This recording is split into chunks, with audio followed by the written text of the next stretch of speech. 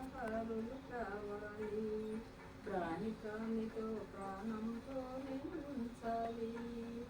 చూడండి ఇలాగ మూగజీవులను కాపాడితే ఆ పత్రిజీకి ఎంత ఆనందం చూడండి. ఈరోజు మన ఇంటికి వస్తుంటారు, ఎంత ఆనందం చూడండి. ర్యాలీ చేసేది, క్లాసులు పెట్టేది, అందుకోసం అందరు శాఖారులు ఎవరైతే ఈరోజు అయితే వాళ్ళు బ్రహ్మర్షి. శ్వాస ధ్యాస 30 సెకండ్లు శ్వాసనే ఉంది.